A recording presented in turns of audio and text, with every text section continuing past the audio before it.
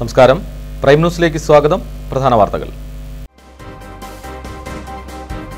ബത്തേരി നഗരസഭ കരിവള്ളിക്കുന്ന് ഉപതെരഞ്ഞെടുപ്പിൽ UDFന് അട്ടിമറി വിജയം. ചെയർമാൻ സ്ഥാനത്തേക്ക് തിരിച്ചെത്താനുള്ള CPM ധാരണയ്ക്ക് തിരിച്ചടി. വിജയാഹ്ലാദത്തിനിടെ സംഘർഷം.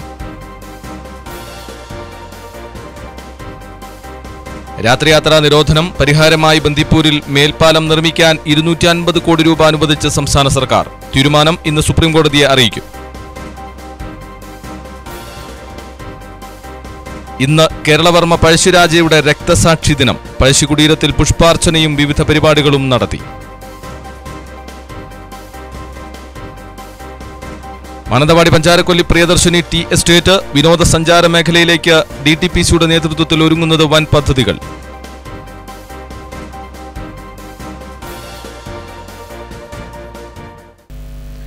വിശദാംശങ്ങളിലേക്ക്.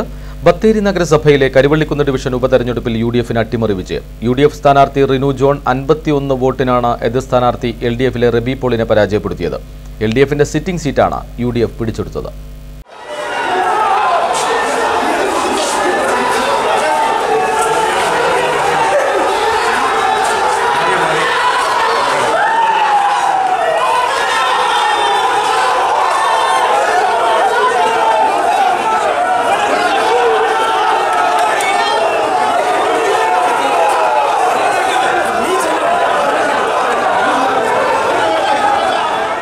ബത്തേരി നഗരസഭയിൽ നിർണായകമായ കരിവള്ളിക്കുന്ന് ഉപതെരഞ്ഞെടുപ്പിൽ UDF വിജയിച്ചു. UDF സ്ഥാനാർത്ഥി കോൺഗ്രസിലെ റിനു ജോൺ 51 വോട്ടിന്റെ ഭൂരിപക്ഷത്തിനാണ് വിജയിച്ചത്. ആകെ പോൾ ചെയ്ത 824 വോട്ടിൽ UDFന് 422 വോട്ടും LDF സ്ഥാനാർത്ഥി റബി പോളിന് 371 വോട്ടും BJP സ്ഥാനാർത്ഥി PK ശിവാനന്ദന് 31 വോട്ടുമാണ് ലഭിച്ചത്. പണത്തിനും പ്രതാപത്തിനും എതിരായിട്ടുകൊണ്ട് സാധാരണപ്പെട്ട എന്നെ ഒന്ന് വിജയിപ്പിക്കുവാൻ വേണ്ടിയിട്ട് അവർ കരുദ്ധാനം ചെയ്തിട്ടുണ്ട്. വാർഡിൽ പ്രവർത്തിച്ച എൻ്റെ കൂടെ നിന്ന് എനിക്ക് വേണ്ടി പ്രവർത്തിച്ച എൻ്റെ വോട്ടർമാരുടെ വിജയമാണിത്. അല്ലാതെ പണത്തിനും പ്രതാപത്തിനും വേണ്ടി വോട്ട് മാറ്റി ചെയ്ത ആൾക്കാരല്ല. കോടികൾ മുടക്കിയിട്ടും ഭക്ഷണത്തിന് വേണ്ടി മാത്രം തന്നെ 5 ലക്ഷം രൂപയോളം മാത്രമാണ് എൻ്റെ വാർഡിൽ ചെലവാക്കിയതെന്നാണ് എനിക്കറിയാൻ കഴിയുന്നത്. എന്തിനു വേണ്ടിയിട്ടാണെന്നൊന്നും മനസ്സിലാവുന്നില്ല. കഴിഞ്ഞ പൊതു തെരഞ്ഞെടുപ്പിൽ 55 വോട്ടിന്റെ ഭൂരിപക്ഷത്തിൽ LDF വിജയിച്ച ഡിവിഷനാണ് UDF തിരിച്ചുപിടിച്ചിരിക്കുന്നത്. കരിവള്ളിക്കുന്നിൽ UDF വിജയിച്ചതോടെ നഗരസഭയിൽ UDFന് 17, LDFന് 16, കേരള കോൺഗ്രസ് എമ്മിനും BJPക്കും ഓരോ സീറ്റും വീതമാണുള്ളത്. LDF പിന്തുണയോടെ കേരള കോൺഗ്രസ് എമ്മാണ് ഇപ്പോൾ നഗരസഭ ഭരിക്കുന്നത്. കരിവള്ളിക്കുന്നിലെ UDFന്റെ വിജയം വരുന്നാളുകളിൽ നഗരസഭാ ഭരണം പ്രതിസന്ധിയിലാക്കും എന്ന കാര്യത്തിൽ സംശയമില്ല. ജയരാജ്, വയനാട് വിഷൻ, ബത്തേരി. കരിവള്ളിക്കുന്നിലെ UDFന്റെ വിജയം ബത്തേരി നഗരസഭാ ചെയർമാൻ സ്ഥാനത്തേക്ക് തിരിച്ചെത്താനുള്ള CPM ധാരണയ്ക്ക് തിരിച്ചടി. നിലവിലെ സാഹചര്യത്തിൽ CPM പിന്തുണയോടെ കേരള കോൺഗ്രസ് അംഗവും നിലവിലെ ചെയർമാനുമായ TL സാബു തന്നെ ചെയർമാനായി തുടരാനാണ് സാധ്യത. കരിവള്ളിക്കുന്നിലെ ഉപതെരഞ്ഞെടുപ്പിലെ തോൽവി ഏറ്റവും നഷ്ടമുണ്ടാക്കിയത് CPMനാണ്. UDFന്റെ വിജയത്തോടെ നഗരസഭാ ചെയർമാൻ പദവിയിലേക്ക് ഇനി CPMന് തിരിച്ചെത്തുക അസാധ്യമാണ്. കഴിഞ്ഞ തെരഞ്ഞെടുപ്പിൽ 35 അംഗ ഭരണസമിതിയിൽ UDF 17, LDF 17, BJP 1 എന്നിങ്ങനെയായിരുന്നു കക്ഷിനില. എന്നാൽ എല്ലാവരെയും അമ്പരിപ്പിച്ചുകൊണ്ട് UDF പാനലിൽ വിജയിച്ച കേരള കോൺഗ്രസ് അംഗം LDFനെ പിന്തുണച്ചു. അന്നത്തെ കേരള കോൺഗ്രസുമായുള്ള ധാരണപ്രകാരമാണ് ഏപ്രിലിൽ 1 വർഷത്തേക്ക് കേരള കോൺഗ്രസ് എമ്മിന് ചെയർമാൻ സ്ഥാനം നൽകിയത്. അപ്രതീക്ഷിതമായാണ് 2 LDF ഡിവിഷനുകളിൽ ഉപതെരഞ്ഞെടുപ്പിനുള്ള സാഹചര്യമൊരുങ്ങിയത്. ഇതിൽ മന്തംകൊല്ലിയിൽ LDF വിജയിച്ചെങ്കിലും കരിവള്ളിക്കുന്നിൽ പരാജയം ഏറ്റുവാങ്ങേണ്ടി വന്നു. ഇതോടെ നഗരസഭാ ചെയർമാൻ സ്ഥാനത്തേക്ക് മുൻ ചെയർമാൻ തിരിച്ചെത്തുക എന്നത് അസാധ്യമാണ്. നിലവിലെ ചെയർമാനെ രാജിവെപ്പിച്ച് ചെയർമാൻ സ്ഥാനത്തേക്ക് മത്സരിച്ചാൽ വിജയിക്കാനുള്ള ഭൂരിപക്ഷം നിലവിൽ LDFനില്ല. ഇതോടെ കേരള കോൺഗ്രസ് അംഗം TL സാബു തന്നെ ചെയർമാനായി തുടരാനാണ് സാധ്യത. എന്നാൽ ഒരംഗം മാത്രമുള്ള BJPയുടെ നിലപാടും ബത്തേരി നഗരസഭാ ഭരണത്തെ സ്വാധീനിക്കും. Jayaraj, Wayanad vision, Bathery. UDF വിജയാഹ്ലാദ പ്രകടനത്തിനിടെ LDF-UDF സംഘർഷത്തിൽ ഒരു കോൺഗ്രസ് പ്രവർത്തകനും ഒരു DYFI പ്രവർത്തകനും പരിക്കേറ്റു. ആഹ്ലാദ പ്രകടനം നടത്തുന്നതിനിടെ കരിവള്ളിക്കുന്നിൽ വെച്ച് പ്രകടനത്തിന് നേരെ LDF കല്ലെറിയുകയായിരുന്നു എന്നാണ് കല്ലറിയിൽ പരിക്കേറ്റ് സ്വകാര്യ ആശുപത്രിയിൽ ചികിത്സയിൽ കഴിയുന്ന ഓടപ്പള്ളം താഴത്തുകൂടി സാജൻ പറയുന്നത്. അതേസമയം തങ്ങളെ പ്രകോപനമില്ലാതെ മർദ്ദിക്കുകയായിരുന്നു എന്നാണ് പരിക്കേറ്റ് താലൂക്ക് ആശുപത്രിയിൽ കഴിയുന്ന LDFിലെ കരിവള്ളിക്കുന്ന് മണികണ്ഠൻ പറയുന്നത്. പ്രദേശത്ത് പോലീസ് ക്യാമ്പ് ചെയ്യുന്നുണ്ട്. ഞങ്ങൾ വിജയാഹ്ലാദമായിട്ട് പ്രകടനമായിട്ട് നടന്നു പോകുന്നതിൻ്റെ ഇടയ്ക്ക് അവർ കല്ലെടുത്തെറിയായിരുന്നു. മംഗളത്തെ പൗലോസിൻ്റെ വീടിൻ്റെ അടുത്ത് വെച്ചായിരുന്നു കല്ലെറിഞ്ഞത്. എന്താ പറ്റിയപ്പോൾ എനിക്ക് സ്റ്റിച്ചുണ്ടോ? സ്റ്റിച്ചില്ല, വലിയ മുറിവുണ്ട്. ഈ വിജയത്തിൽ ആഹ്ലാദിച്ചുകൊണ്ട് അല്ലെങ്കിൽ ഈ വിജയത്തിൽ അതിക്രമം കാട്ടുന്നതിന് വേണ്ടി അയാളുടെ വീട്ടിലേക്ക് പ്രകടനമായി കടന്നു കയറിക്കൊണ്ട് പടക്കം വലിച്ചെറിയും. വലിയ പടക്കങ്ങൾ അയാളുടെ വീട്ടിലേക്ക് വലിച്ചെറിഞ്ഞ് അതിക്രമങ്ങൾ സൃഷ്ടിക്കുകയും ചെയ്തു. അങ്ങനെ അതിക്രമങ്ങൾ കാട്ടുവാൻ വേണ്ടി പാടില്ല എന്ന് അവിടുത്തെ നാട്ടുകാർ സംഘടിച്ചെത്തി പറയുമ്പോൾ ആ കൂട്ടത്തിലുണ്ടായിരുന്ന ഡിവൈഎഫ്ഐയുടെയും CPMൻ്റെയും പ്രവർത്തകനായിരുന്ന മണികണ്ഠനെ അടക്കമുള്ള ആളുകളെ കമ്പിവടി വെച്ചുകൊണ്ട് കോൺഗ്രസിൻ്റെ നേതാക്കന്മാർ ആക്രോശിച്ചുകൊണ്ട് കൊല്ലട എന്ന് പറഞ്ഞ് ആക്രോശിച്ചുകൊണ്ട് കമ്പിവടി വെച്ചുകൊണ്ട് തലക്കടിച്ച് മാരകമായി പരിക്കേൽപ്പിച്ചിരിക്കുന്ന സ്ഥിതിവിശേഷമാണുള്ളത്. ബന്ദിപ്പൂരിൽ മേൽപ്പാലം നിർമ്മിക്കാൻ 250 കോടി അനുവദിച്ച് സംസ്ഥാന സർക്കാർ. രാത്രിയാത്രാ നിരോധനത്തിന് പരിഹാരമായി ബന്ദിപ്പൂർ മേഖലയിൽ മേൽപ്പാലം നിർമ്മിക്കാനാണ് 250 കോടി രൂപ മുടക്കാൻ സംസ്ഥാന സർക്കാർ തീരുമാനിച്ചിരിക്കുന്നത്. പ്രശ്നത്തിന് ശാശ്വത പരിഹാരമാണ് സംസ്ഥാനം കൈക്കൊണ്ടതെന്ന് ഗതാഗത മന്ത്രി AK ശശീന്ദ്രൻ പറഞ്ഞു. തീരുമാനം സർക്കാർ ഇന്ന് സുപ്രീം കോടതിയെ അറിയിക്കും. വയനാട് വഴി ബംഗളൂരുവിലേക്കുള്ള രാത്രിയാത്രാ നിരോധനത്തിന് പരിഹാരമായി ബന്ദിപ്പൂർ മേഖലയിൽ മേൽപ്പാലം നിർമ്മിക്കാൻ 250 കോടി രൂപ മുടക്കാമെന്ന് സംസ്ഥാന സർക്കാർ. ഇക്കാര്യം ഇന്ന് സുപ്രീം കോടതിയെ അറിയിക്കാൻ മുഖ്യമന്ത്രി പിണറായി വിജയന്റെ അധ്യക്ഷതയിൽ ചേർന്ന ഉന്നതതല യോഗം അനുമതി നൽകി. രാത്രിയാത്രാ നിരോധനത്തിന് പരിഹാരമായി 5 കിലോമീറ്റർ നീളത്തിൽ മേൽപ്പാലം നിർമ്മിക്കണമെന്നായിരുന്നു ഉപരിതല ഗതാഗത മന്ത്രാലയത്തിന്റെ നിർദ്ദേശം. പ്രശ്നപരിഹാരത്തിനായി സുപ്രീം കോടതി നിയോഗിച്ച സബ്ജക്ട് കമ്മിറ്റിയിൽ കേരള, കർണാടക സർക്കാരുകൾക്ക് പുറമെ ദേശീയപാത അതോറിറ്റിയും അംഗമാണ്. ബന്ദിപ്പൂർ മേഖലയിൽ മേൽപ്പാലം നിർമ്മിക്കുന്നതിനോട് കർണാടക സർക്കാർ അനുകൂല നിലപാടാണ് നേരത്തെ സബ്ജക്ട് കമ്മിറ്റിയെ അറിയിച്ചത്. എന്നാൽ ഇതിനുള്ള ചെലവ് കർണാടക വഹിക്കില്ലെന്നും വ്യക്തമാക്കിയിരുന്നു. 1 കിലോമീറ്റർ നീളമുള്ള 5 മേൽപ്പാലങ്ങളാണ് നിർമ്മിക്കേണ്ടത്. കടുവ സംഘത്തിലെ സുപ്രധാന മേഖലയടങ്ങുന്ന 5 കിലോമീറ്റർ വനപ്രദേശത്താണ് മേൽപ്പാലത്തിലൂടെ ഗതാഗതം അനുവദിക്കുക. ആകെ 25 കിലോമീറ്റർ കടുവ സംഘത്തിന്റെ പരിധി വരുന്നുണ്ട്. 5 കിലോമീറ്റർ മേൽപ്പാലം വരുന്ന സ്ഥലമൊഴിച്ചാൽ 20 കിലോമീറ്റർ പ്രദേശത്ത് റോഡിൽ ആന, കടുവ തുടങ്ങിയ മൃഗങ്ങൾ എത്താതിരിക്കാൻ 8 അടി ഉയരത്തിൽ സ്റ്റീൽ വയർ കൊണ്ട് വേലി കെട്ടും. ഇതിനെല്ലാമായി 500 കോടി രൂപയാണ് ചെലവ് കണക്കാക്കുന്നത്. ഇതിൽ 50% തുക ദേശീയപാത അതോറിറ്റി വഹിക്കാമെന്ന് സമ്മതിച്ചിട്ടുണ്ട്. ബാക്കി 50% കേരളം വഹിക്കണമെന്നായിരുന്നു സബ്ജക്ട് കമ്മിറ്റിയുടെ നിർദ്ദേശം. ഇതിനാണ് വ്യാഴാഴ്ച മുഖ്യമന്ത്രി അനുമതി നൽകിയത്. രാത്രിയാത്രാ നിരോധന പ്രശ്നം പരിഹരിക്കുന്നതിന് 458 കോടി രൂപ ചിലവുള്ള ഒരു മേൽപ്പാല പദ്ധതിയാണ് സുപ്രീം കോടതി നിയോഗിച്ച കമ്മിറ്റി ശുപാർശ ചെയ്തിരുന്നത്. ഇതിന്റെ പകുതി തുക നൽകാമെന്ന് കേന്ദ്ര സർക്കാർ സുപ്രീം കോടതിയിൽ ഉറപ്പ് നൽകി കഴിഞ്ഞതാണ്. ബാക്കി തുക നൽകാമെന്ന് ഇപ്പോൾ കേരള സർക്കാർ ഉറപ്പ് നൽകിയിരിക്കുകയാണ്. ഇതോടുകൂടി രാത്രിയാത്രാ നിരോധന പ്രശ്നത്തിന് ശാശ്വതമായ ഒരു പരിഹാരം ഉണ്ടാകാനുള്ള എല്ലാ വഴികളും തെളിഞ്ഞു വന്നിരിക്കുകയാണ്.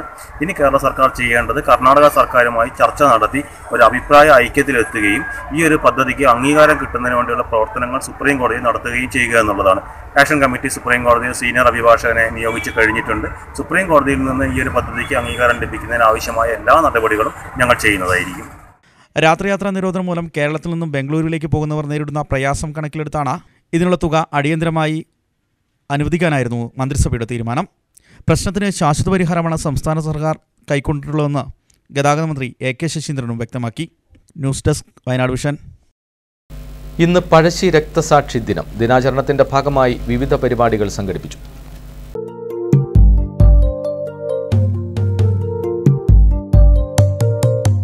പഴശ്ശി പോരാട്ടങ്ങൾ ഇന്നത്തെ തലമുറയ്ക്ക് ഊർജ്ജം പകരേണ്ടതാണെന്ന് ജില്ലാ പഞ്ചായത്ത് പ്രസിഡന്റ് KB നസീമ. പഴശ്ശി ദിനാചരണവും ഏകദിന ചരിത്ര സെമിനാറും ഉദ്ഘാടനം നിർവഹിച്ച് സംസാരിക്കുകയായിരുന്നു അവർ.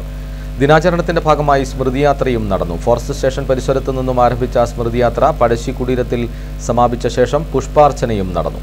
നഗരസഭാ ഡെപ്യൂട്ടി ചെയർപേഴ്സൺ ശോഭാരാജൻ അധ്യക്ഷയായിരുന്നു. ജില്ലാ panchayat vice president A Prabhakaran, sub collector NSK Umesh എന്നിവർ സംസാരിച്ചു. വിവിധ സംഘടനകളും ആദിവാസി വികസന പാർട്ടി വിദ്യാർത്ഥികളും ജനപ്രതിനിധികളും സ്മൃതി മണ്ഡപത്തിലെത്തി പുഷ്പാർച്ചന നടത്തി.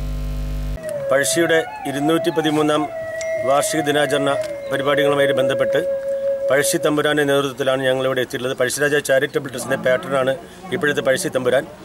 അദ്ദേഹത്തിൻ്റെ നേതൃത്വത്തിലാണ് ഞങ്ങളിവിടെ പഴശ്ശി കുടീരം സന്ദർശിക്കാനും അവിടെ പുഷ്പാർച്ചന എത്തിയതാണ്. എല്ലാ വർഷവും ഞങ്ങളിവിടെ വരാറുണ്ട്.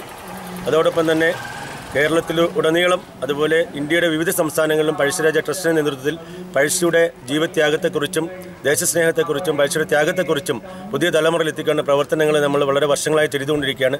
2005 കോഴിക്കോട് സ്ഥാപിതമായ പഴശ്ശിരാജ ചാരിറ്റബിൾ ട്രസ്റ്റ് ഒട്ടനവധി സാമൂഹ്യ പ്രതിബദ്ധതയോടെ പ്രവർത്തിക്കുകയും വിദ്യാഭ്യാസ, സാംസ്കാരിക, സാമൂഹ്യ രംഗങ്ങളിലൊക്കെ സജീവമായിട്ട് മുന്നോട്ട് പോവുകയും സ്വാതന്ത്ര്യത്തിന്റെ രുചി അറിഞ്ഞുകൊണ്ട് ജീവിക്കുന്ന ഈ നാട്ടിലെ മുഴുവൻ പൗരന്മാരും അദ്ദേഹത്തെ പോലെയുള്ള ആളുകളുടെ രക്തത്തിൽ നിന്നും നേടിയിട്ടുള്ള ഈ ഒരു സ്വാതന്ത്ര്യം ഇനി വരുന്ന തലമുറയ്ക്ക് ഇവിടെ ജീവിക്കുന്നതിനു വേണ്ടിയുള്ള സൗകര്യം ഒരുക്കാൻ ഊർജം പകരുന്നതാവട്ടെ എന്ന് ഞാൻ സാന്ദർഭികമായിട്ട് പറയുകയാണ്.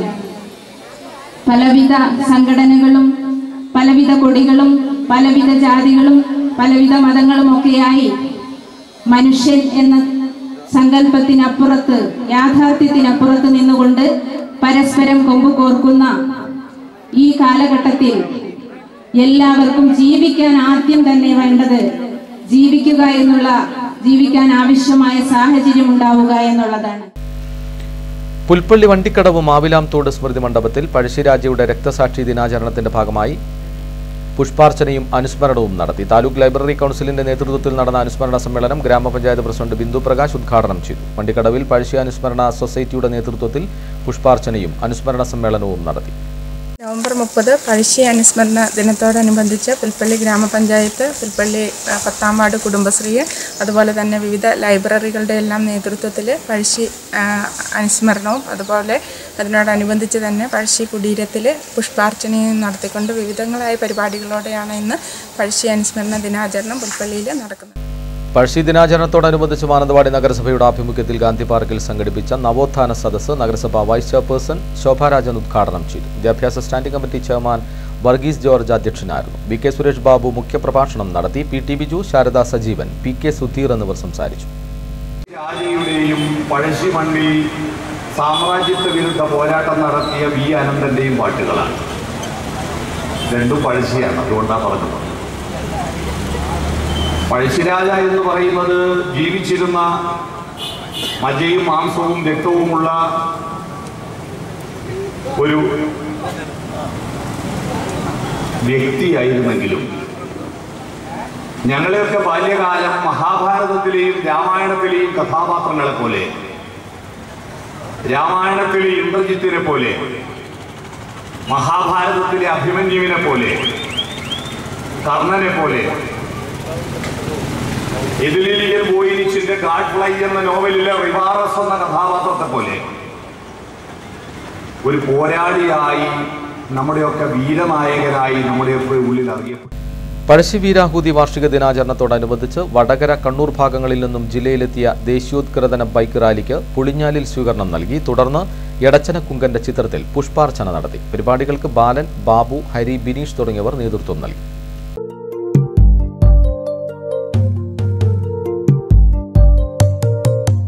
മറ്റു വാർത്തകളിലേക്ക്.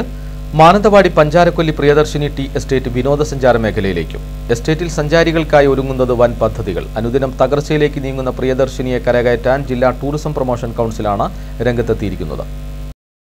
സംസ്ഥാനത്ത് തന്നെ പ്രമുഖമായ ആദിവാസി പുനരധിവാസ കേന്ദ്രമായ പഞ്ചാരക്കൊല്ലി പ്രിയദർശിനി തേയിലത്തോട്ടത്തിൽ വിനോദസഞ്ചാരികൾക്കായി ബൃഹത് പദ്ധതികൾ ഒരുങ്ങുന്നു. അനുദിനം തകർച്ചയിലേക്ക് നീങ്ങുന്ന പ്രിയദർശിനിയെ കരകയറ്റാൻ ജില്ലാ ടൂറിസം പ്രൊമോഷൻ കൗൺസിലാണ് രംഗത്തെത്തിയിരിക്കുന്നത്.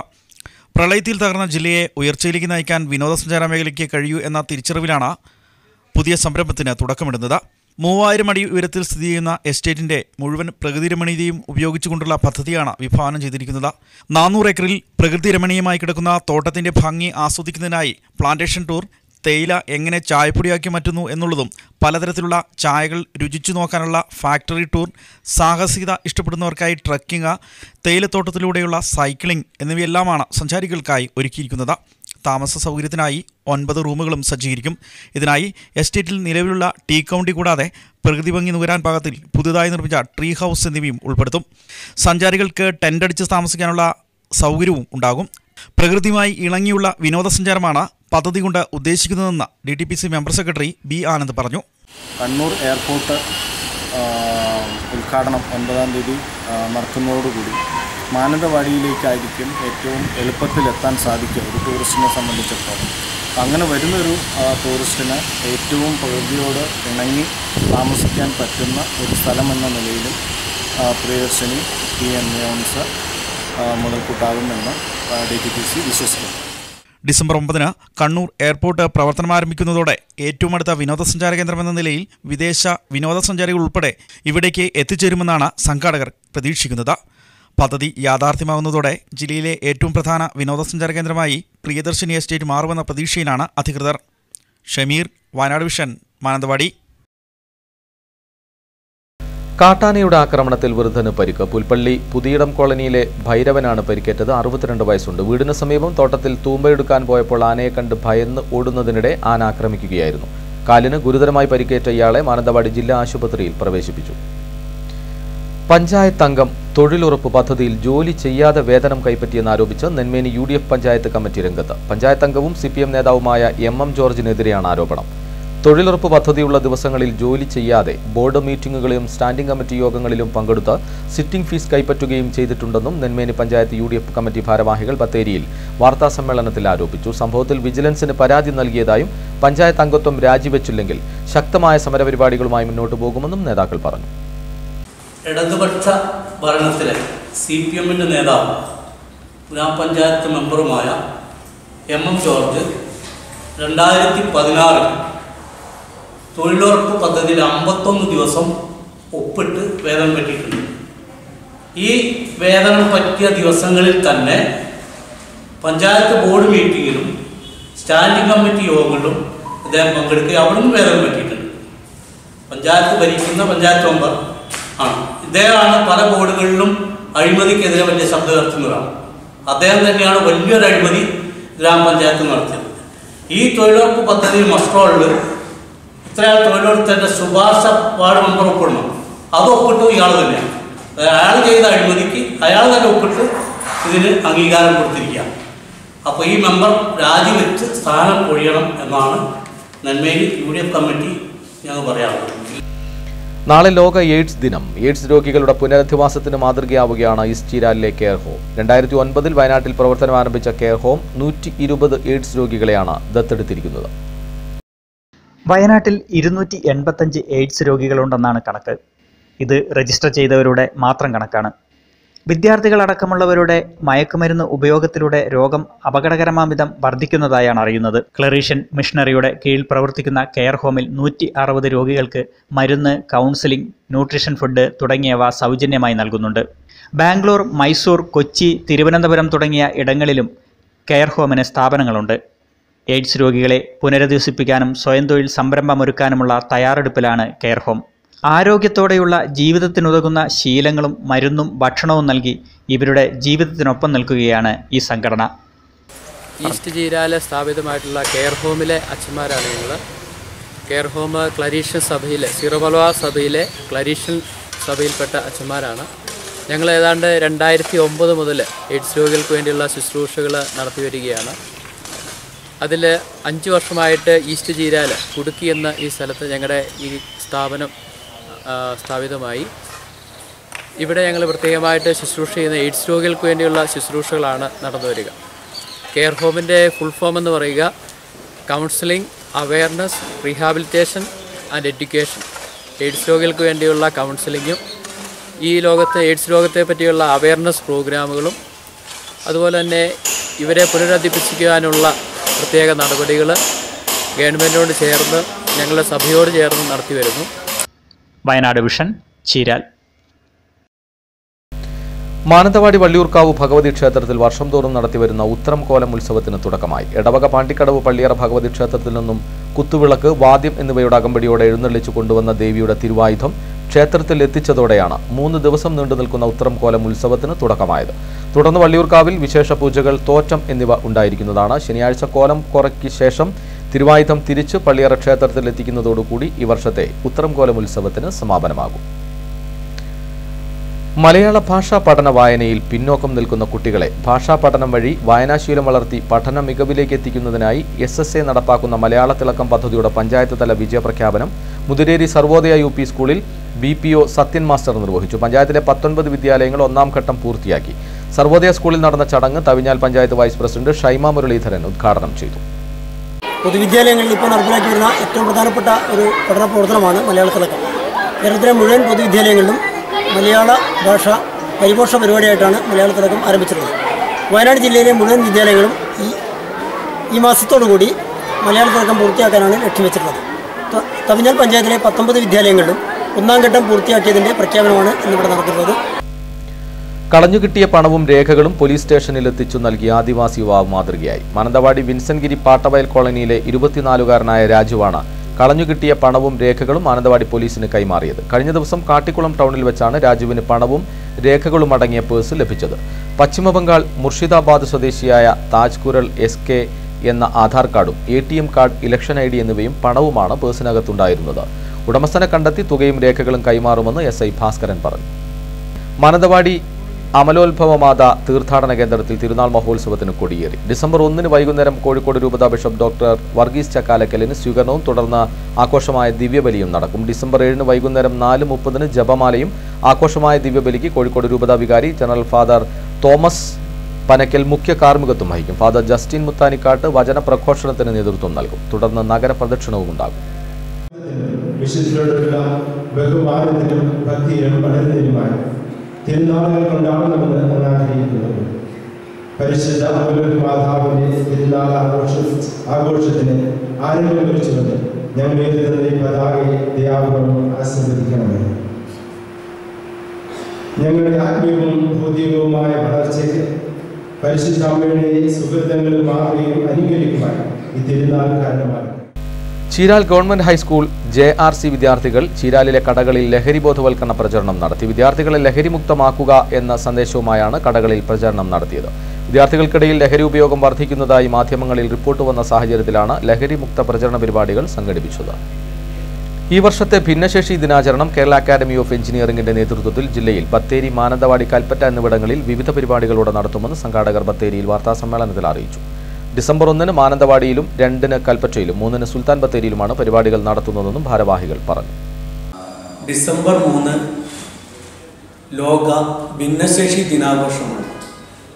അതിൻ്റെ ഭാഗമായി വയനാട് ജില്ലയിലെ സാമൂഹിക, സാംസ്കാരിക, ഇതര മേഖലകളിൽ സജീവമായി പ്രവർത്തിച്ചു വരുന്ന കേരള അക്കാദമി ഓഫ് എഞ്ചിനീയറിംഗിൻ്റെയും അബോർഡിൻ്റെയും സംയുക്താഭിമുഖ്യത്തിൽ വികലാംഗ വാരാഘോഷം ആചരിക്കുകയാണ്. ഭിന്നശേഷി വിഭാഗത്തിൽപ്പെട്ട പ്രതിഭകൾ, സമൂഹത്തിൽ ഉന്നത നിലവാരം പുലർത്തിയിട്ടുള്ള ആളുകൾ, ഭിന്നശേഷി വിഭാഗത്തിൽ തന്നെ വിദ്യാർത്ഥികൾ, ഇവരെ ആദരിക്കുകയാണ്. പ്രളയാനന്തര സഹായവുമായി ബന്ധപ്പെട്ടുള്ള തവിഞ്ഞാൽ പഞ്ചായത്തിനെതിരെയുള്ള ആരോപണങ്ങൾ അടിസ്ഥാനരഹിതമെന്ന് ഭരണസമിതി അംഗങ്ങൾ വാർത്താസമ്മേളനത്തിൽ അറിയിച്ചു. അർഹത ലിസ്റ്റിൽ അനർഹർ കയറിക്കൂടിയെന്ന പരാതിയും പത്രവാർത്തകളും ഭരണസമിതി താറടിച്ചു കാണിക്കാനുള്ള ചില രാഷ്ട്രീയ താൽപര്യകക്ഷികളുടെ നീക്കമാണെന്നും ഭരണസമിതി കുറ്റപ്പെടുത്തി. നൂറ്റാണ്ടിലെ ഏറ്റവും വലിയ പ്രളയം സംസ്ഥാനത്തുണ്ടായപ്പോൾ വയനാട് ജില്ലയിൽ ഏറ്റവും കൂടുതൽ ദുരിതം ബാധിച്ച പഞ്ചായത്താണ് തവിഞ്ഞാൽ. ദുരന്ത സമയത്ത് കക്ഷി രാഷ്ട്രീയം മറന്ന സന്നദ്ധ പ്രവർത്തകരും ജനങ്ങളും ഒറ്റക്കെട്ടായ പ്രവർത്തനമാണ് ഇവിടെ നടത്തിയത്.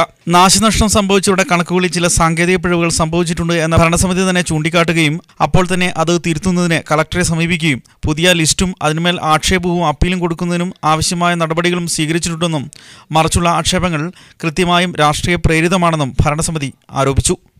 തവിഞ്ഞാൽ പഞ്ചായത്തിലെ പ്രളയക്കെടുതി ലിസ്റ്റുമായി ബന്ധപ്പെട്ടുണ്ടായ അപാകതകൾ നമ്മുടെ ഭരണസമിതി അന്തിമ ലിസ്റ്റ് കരട് ലിസ്റ്റ് പ്രസിദ്ധപ്പെടുത്തിയപ്പോൾ അത് പ്രസിദ്ധപ്പെടുത്തിയ അന്ന് തന്നെ നമ്മുടെ പഞ്ചായത്ത് ഭരണസമിതി അത് ഏറ്റവും ആദ്യം കാണുകയും ഭരണസമിതി വൈസ് പ്രസിഡന്റ് ഉൾപ്പെടെ നമ്മുടെ ജില്ലാ കലക്ടറെ കണ്ട് ലിസ്റ്റിൽ അപാകതയുണ്ട്, അത് തിരുത്തണം എന്ന് ആവശ്യപ്പെടുകയും അതിൻ്റെ അടിസ്ഥാനത്തിൽ ലിസ്റ്റ് പിറ്റേ ദിവസം തന്നെ നമ്മൾ ലിസ്റ്റ് തിരുത്തി പ്രസിദ്ധീകരിക്കുകയും ചെയ്തു.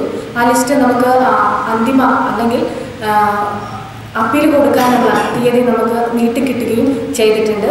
അതിൽ ഭരണസമിതി ഒന്നടങ്കമാണ് നമ്മൾ ഈ ലിസ്റ്റ് ഒക്കെ തന്നെ കാലവർഷക്കെടുതിയും ഒക്കെ തന്നെ ഭരണസമിതി ഒന്നടങ്കമാണ് നേരിട്ടത്. പക്ഷേ ചില തൽപര കക്ഷികൾ അത് മറ്റൊരു തരത്തിലേക്ക് മാറ്റുകയും ചില ആൾക്കാരുടെ ഇടപെടലുകൾ മൂലമാണ് ഇത്തരത്തിൽ ലിസ്റ്റിൽ അപാകത വന്നത് എന്നുള്ളതും നമ്മുടെ ഭരണസമിതിയെ മോശമാകുന്ന രീതിയിൽ പ്രചരിപ്പിക്കുകയുണ്ടായി. വാർത്താസമ്മേളനത്തിൽ panchayat president Anisha Surendran, vice president Shaima Muraleedharan, standing committee ചെയർമാൻമാരായ ബാബു ഷജിൽ കുമാർ, NJ ഷജിത്ത, K ഷബിത തുടങ്ങിയവരും ഭരണസമിതി അംഗങ്ങളും പങ്കെടുത്തു.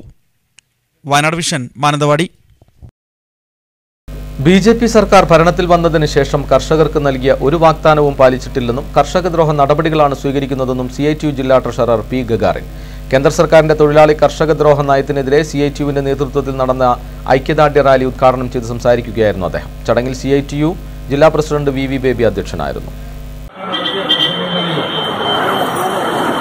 അതുപോലെ തന്നെ BJP രാജ്യത്തെ ജനങ്ങൾക്ക് അടിച്ചുകൊടുത്ത ലഘുലേഖകൾ തെരഞ്ഞെടുപ്പ് അവരുടെ മാനിഫെസ്റ്റോയിൽ BJP അധികാരത്തിൽ വന്നാൽ ഇന്ത്യയിലെ 2 കോടി ആളുകൾക്ക് തൊഴിൽ നൽകുമെന്നാണ് പ്രഖ്യാപിച്ചത്. ഒരു വർഷം 5 വർഷം കൊണ്ട് 10 കോടി ആളുകൾക്ക് തൊഴിൽ നൽകുമെന്നാണ് BJP തെരഞ്ഞെടുപ്പ് കാലത്ത് ജനങ്ങളോട് വാഗ്ദാനം നൽകിയത്. രണ്ടാമത് അവർ പറഞ്ഞത് ഇന്ത്യയെ കർഷകർക്ക് അവർ ഉത്പാദിപ്പിക്കുന്ന ഉൽപ്പന്നത്തിന് പ്രായപൂർത്തിയാകാത്ത ആൺകുട്ടിയെ പീഡിപ്പിച്ച കേസിൽ കോളിയാടി സ്വദേശിക്ക് 10 വർഷത്തെ തടവും 25,000 രൂപ പിഴയും കൽപ്പറ്റ പോസ്കോ ആക്ട് സ്പെഷ്യൽ കോടതി വിധിച്ചു. പുഞ്ഞാലിപ്പറമ്പിൽ ഭാസ്കരനെയാണ് ശിക്ഷിച്ചത്. ഭാസ്കരന് 64 വയസ്സുണ്ട്. കൽപ്പറ്റ പോസ്കോ ആക്ട് സ്പെഷ്യൽ കോടതി ജഡ്ജി കെ രാമകൃഷ്ണനാണ് പോക്സോ ആക്ട് 4 വകുപ്പ് പ്രകാരം വിധി പ്രസ്താവിച്ചത്. ബത്തേരി പോലീസ് സ്റ്റേഷൻ പരിധിയിൽ 2017 ഓഗസ്റ്റ് 30-നാണ് കേസിനാസ്പദമായ സംഭവം നടന്നത്. അവസാനമായി വീണ്ടും പ്രധാന വാർത്തകളിലേക്ക്. ബത്തേരി നഗരസഭ കരിവള്ളിക്കുന്ന് ഉപതെരഞ്ഞെടുപ്പിൽ UDFന് അട്ടിമറി വിജയം. ചെയർമാൻ സ്ഥാനത്തേക്ക് തിരിച്ചെത്താനുള്ള CPM ധാരണയ്ക്ക് തിരിച്ചടി. വിജയാഹ്ലാദത്തിനിടെ സംഘർഷം. രാത്രിയാത്രാ നിരോധനം പരിഹാരമായി ബന്ദിപ്പൂരിൽ മേൽപ്പാലം നിർമ്മിക്കാൻ 250 കോടി രൂപ അനുവദിച്ച് സംസ്ഥാന സർക്കാർ. തീരുമാനം ഇന്ന് സുപ്രീംകോടതിയെ അറിയിക്കും. ഇന്ന് കേരളവർമ്മ പഴശ്ശിരാജയുടെ രക്തസാക്ഷി ദിനം. പഴശ്ശികുടീരത്തിൽ പുഷ്പാർച്ചനയും വിവിധ പരിപാടികളും നടത്തി.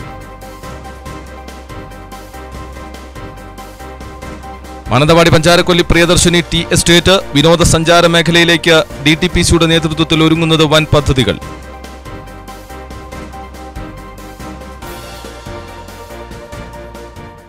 ഈ വാർത്താ ബുള്ളറ്റിൻ ഇവിടെ പൂർണ്ണമാവുകയാണ്.